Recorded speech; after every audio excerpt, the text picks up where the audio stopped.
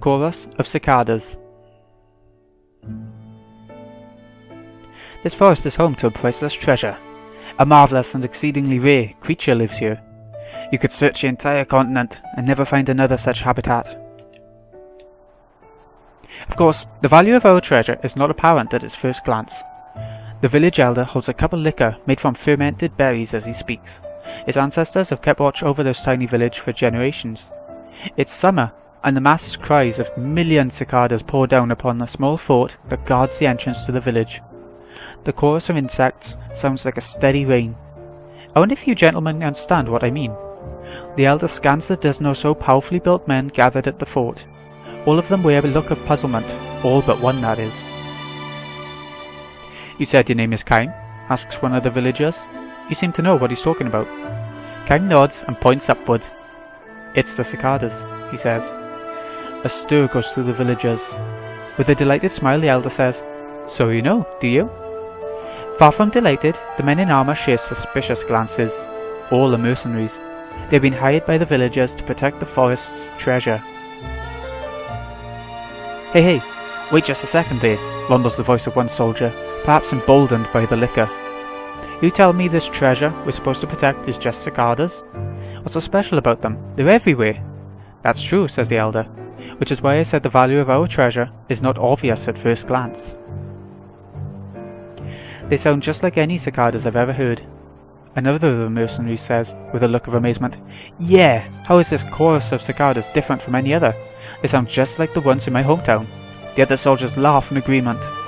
"Absolutely," says one. "No difference," says another. The elder and the villagers, however, are not amused. They turn to Kaim as the elder asks him, "Will you help us to protect our treasure?" "That's what I'm here to do," he replies. "Tell me again, Kaim, do you really know the meaning of the treasure of this forest?" "I do." "Then let me ask you this. Do you know when this summer's battle will bear fruit?" Kaim takes a sip of his liquor, releases a long, slow breath, and says, "In 75 years, we're fighting for the summer 75 years from now. Is that what you mean?" Another stir goes through the group of villagers. The elder, with a great look of satisfaction, nods deeply and refills Kaim's cup. To the stunned mercenaries, the elder says, "We've protected our cicada chorus generation after generation. The ones who made it possible for us to hear this summer's chorus, listen, it sounds like pouring rain. Other villagers who were grown-up men 75 years ago when I was just a boy. The chorus that shook the forest last summer was protected 76 years ago, and next summer the cicadas protected 74 years ago will start singing together. This is how we have protected the forest cicadas over the years. Do you gentlemen now see how much it means to us?" It's a matter of simple arithmetic. After the eggs are buried in the ground, the cicadas that live in the forest spend 75 long years in the larval stage. At last, in the summer of their 75th year, they become mature insects, come out of the ground, and sing like mad in the treetops for the short week or two they remain alive. Just before they die, they come down from the trees, mate, and bury their eggs in the ground. The new crop of eggs then spend another 75 long years in the earth.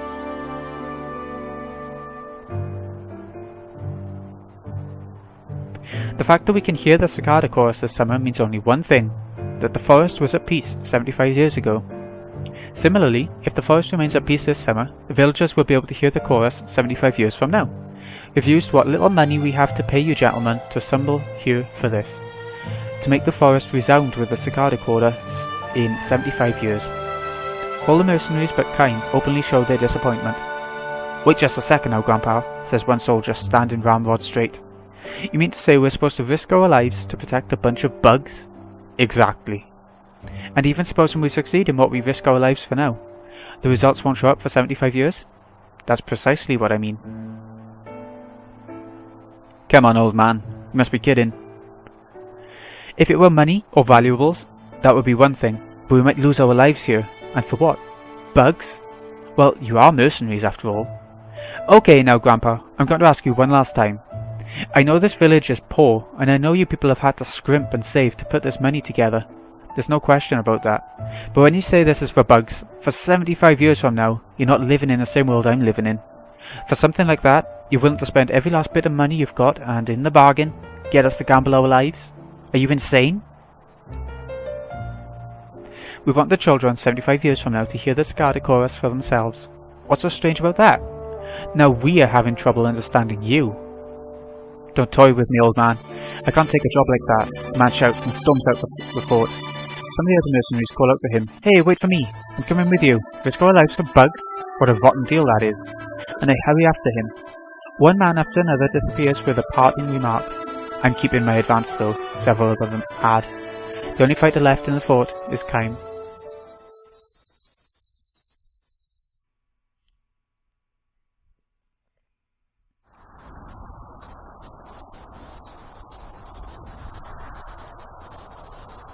The downpour of cicada cries continues unabated. The whole forest sounds like one gigantic creature. One young man is working the lookout post at the fort in place of the departed mercenaries.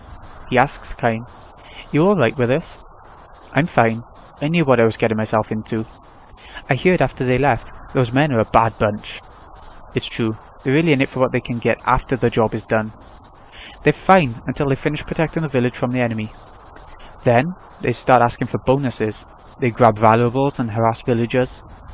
"We saved the village for you, right? It wouldn't hurt you to give us a little extra," they say.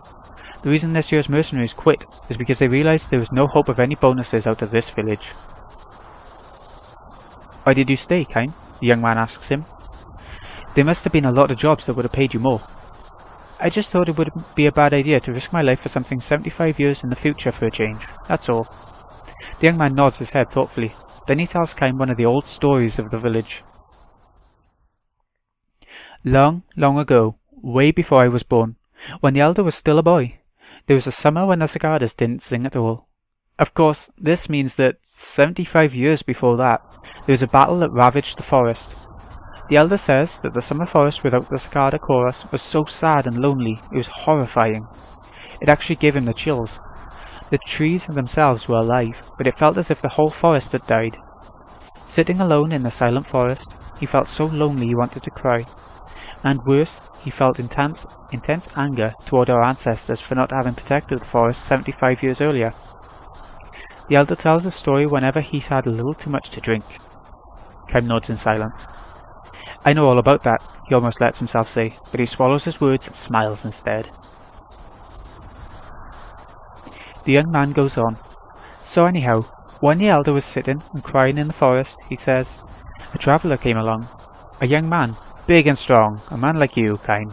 He said to the elder, 'Don't ever forget how sad and lonely you are today. When you grow up, make sure you never let the children who will come 75 years after you feel this way.' The elder says he doesn't remember the man's face, but he will never forget his words. He tells the story to the young people of the village over and over." Kaim nods again, saying nothing, but the skin of his back seems to creep beneath his shirt. All these years, the elder has kept the promise he made to the traveller. No matter how much the merchants might have pressed him, he has never let them do anything that will ruin the forest. He has kept on good terms with the neighbouring villages to avoid making enemies. He has sometimes entered into dealings that were not to our advantage and lost many chances for us to make money. This is why the village is still so poor. The young man gives a self-depreciating chuckle. Still, not one person in the village resents the elder for what he has done. The village kids have always gone into the forest to bathe themselves in the shower of the cicada chorus. That's just how we grew up. We took it for granted. We all feel nothing but gratitude towards the elder, and all the ancestors who came before him, who have enabled us to hear the cicada chorus every year." Kaim says nothing in reply, but he begins to savour the creeping feeling across his back. He brings to mind the face of that young boy he met so long ago, more than 80 years ago. "Why aren't the cicadas singing?" the boy sobbed. "Why is there not even one cicada this year? Why did our ancestors burn down the forest back then?" But he had a gleam in his eye, and that same gleam, hidden by wrinkles, still resides in the eyes of the elder. Passed down from one generation to the next, it's there in the eyes of the young man guarding the fort with Kaim. This is the very reason that Kaim is here. Now the village, which has kept the peace for so many years, is about to be attacked. The neighbouring country is expanding its power. Its army has violated the border and is headed this way. The prospects for victory are slim. The elder says, if you can get us through the summer, that's all we need. All we ask is that you help us prevent them from devastating the forest until the cicadas have just planted their eggs. The neighbouring country is not likely to show much interest in this poor village, which is merely a pathway for the army marching toward the city beyond the forest. If the village can hold out until the end of summer, and surrender with the coming of fall, the enemy will probably charge straight through the forest and head for the city. The elder says, and when, after a nice little visit, they leave us, we'll have to offer them a parting gift. They can have this worn out old head of mine. Laughing, he mimes cutting his own head off. The elder has transcended any unseemly attachment to the world. He has lived a full life. Now all he wants to do with his remaining time is to give the children 75 years in the future the chance to hear cicadas. Tell me one thing, Kym says to the young man, bringing his sword closer to hand. What's that? When you're grown up, will you be able to bet your life on a future that's still 75 years away? I will, he replies without the slightest hesitation. Can't see the joyful faces of children 75 years from now, but I do know that the forest has to be filled with the crying of the cicadas every summer. Whether now, or next year, or 75 years from now, or even beyond that, that's what they call the grown-up's responsibility. And I'm not the only one who believes this. All the young people of the village do. The elder has raised some damn good young people, I see. What's that? Did you say something? No, nothing at all. Kym holds himself in readiness, staring straight ahead. Dust clouds well up on the horizon. An enemy unit seems to be approaching. The cicadas cry without ceasing.